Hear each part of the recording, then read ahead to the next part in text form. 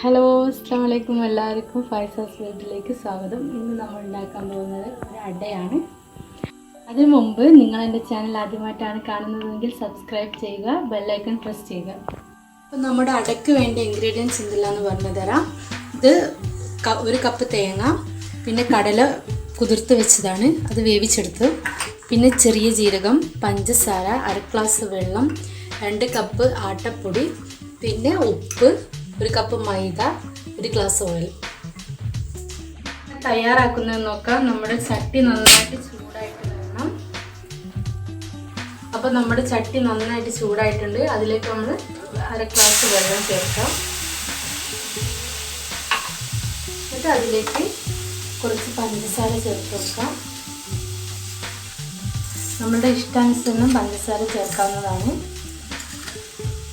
ഞാനിപ്പോൾ ഇവിടെ 3 സ്പൂൺ പഞ്ചസാരയാണ് ചേർത്തിട്ടുള്ളത്. നന്നായിട്ട് ഈ പഞ്ചസാരയൊക്കെ ലയിച്ച് വരണം. അങ്ങനെ നമ്മുടെ പഞ്ചസാര നന്നായിട്ട് അലിഞ്ഞിട്ടുണ്ട്. ഇനി ഇതിലേക്ക് നമുക്ക് ഒരു 1.5 സ്പൂൺ ജീരകം ചേർത്ത് കൊടുക്കാം. ചെറിയ ജീരകമാണിത്. എന്നിട്ട് ചെറിയ ജീരകം നന്നായിട്ട് മിക്സായി വരുമ്പോൾ അതിലേക്ക് നമ്മൾ വേവിച്ചെടുത്ത പരിപ്പ് ചേർത്ത് കൊടുക്കാം. കടലപ്പരിപ്പാണിത്.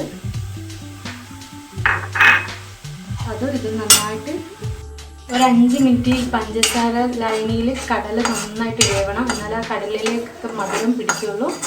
അപ്പോൾ കുറച്ച് നേരം നമുക്കൊന്ന് ഇളക്കി കൊടുക്കാം.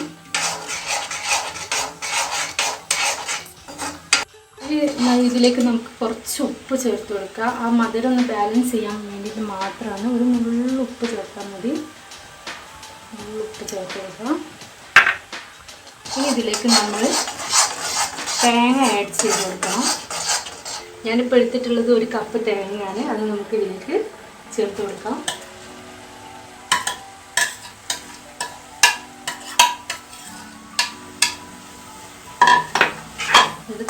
ഇത് നന്നായിട്ടൊന്ന് മിക്സ് ചെയ്ത് കൊടുക്കുക. ആ കടലയും തേങ്ങയും ഒന്നായിട്ട് വരണം. അതുവരെ നമുക്കിത് ഇളക്കിക്കൊണ്ടേയിരിക്കാം.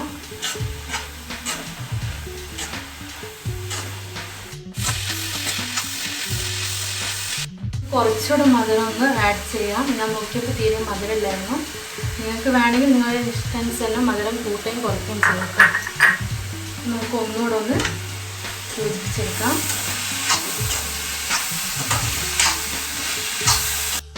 ഇതിലേക്ക് ഞാൻ വേറെ ഒന്നും ചേർത്തിട്ടില്ല. കടലയും തേങ്ങയും ജീരകവും പഞ്ചസാരയും 1 നുള്ളു ഉപ്പും മാത്രമേ ചേർത്തുള്ളൂ.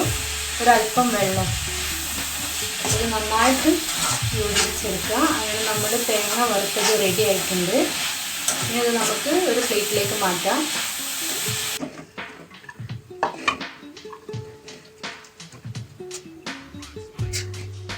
അങ്ങനെ നമ്മുടെ കൂട്ട് റെഡി ആയിട്ടുണ്ട്. ഇനി നമുക്ക് മാവ് കുഴച്ചെടുക്കാം.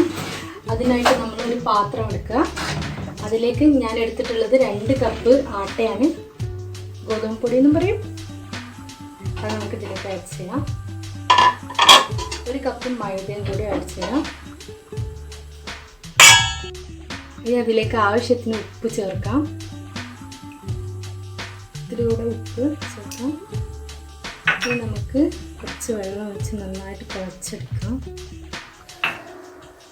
കൈ യൂസ് ചെയ്തിട്ട് തന്നെ കുഴച്ചെടുക്കാം. നമ്മുടെ ആവശ്യാനുസരണം വെള്ളം ചേർത്തുകൊണ്ടിരിക്കുക. അപ്പം നമ്മുടെ മാവ് ഇവിടെ നന്നായിട്ട് റെഡി ആയിട്ടുണ്ട്. ഈ പരുവമാണ് വേണ്ടത്. ഇനി നമുക്കിത് പരത്തിയെടുക്കാം. അങ്ങനെ നമ്മുടെ അടയ്ക്ക് വേണ്ടിയിട്ട് ഞാൻ കുഞ്ഞി പത്തിരിയാക്കിയിട്ടാണ് പരത്തിയിട്ടുള്ളത്.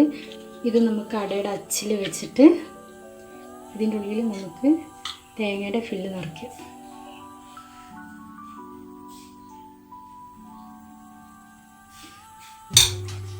നന്നായിട്ട് ഉള്ളിലേക്ക് ഇനി നമുക്കിത് പ്രസ് ചെയ്യാം. ബാക്കി വരുന്ന ഭാഗം നമുക്ക് മുറിച്ച് മാറ്റാം. നമ്മുടെ അടിപൊളി ഇങ്ങനെ വേണം എല്ലാ അടയും നമുക്ക് ഉണ്ടാക്കാൻ. ഇനി നമുക്ക് ബാക്കിയുള്ള മാവ് ഇതുപോലെ ഉണ്ടാക്കിയെടുക്കാം. അങ്ങനെ നമ്മുടെ അടക്കുള്ള എണ്ണ ചൂടായി വരുന്നുണ്ട്. ഇനി അതിലേക്ക് നമുക്ക് ഓരോന്നായിട്ട് ഇട്ട് കൊടുക്കാം. ഞാനിവിടെ കുറച്ച് ഓയിലാണ് യൂസ് ചെയ്യുന്നത്, ഓവർ വേണ്ട. വച്ചിട്ടുക്കാം.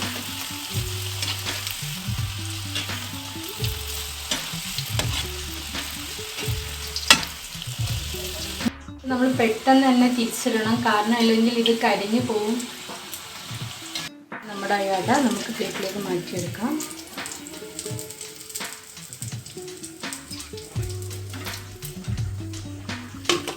ഇതുപോലെ തന്നെ ബാക്കിയുള്ള അടയും നമുക്ക് അട റെഡി ആയിട്ടുണ്ട്.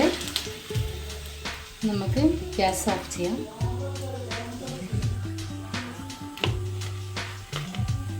അങ്ങനെ നമ്മുടെ അടിപൊളി 4 മണി പലഹാരമായ അട റെഡി ആയിട്ടുണ്ട്. ഇത് നിങ്ങൾക്ക് ഞാൻ മുറിച്ച് കാട്ടിത്തരാം. നല്ല ടേസ്റ്റി ആയിട്ടുള്ള അടയാണിത്.